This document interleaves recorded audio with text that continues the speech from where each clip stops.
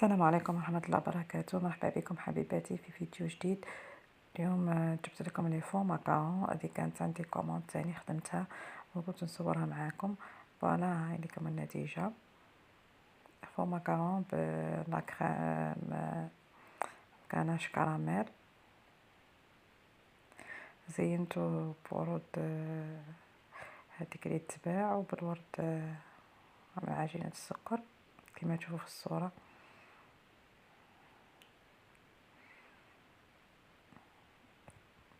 هايل يعني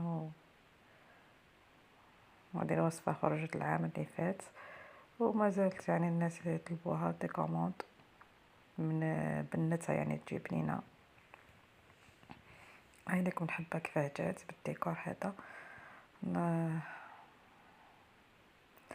نمر الى المقادير. انا خدمت صابلي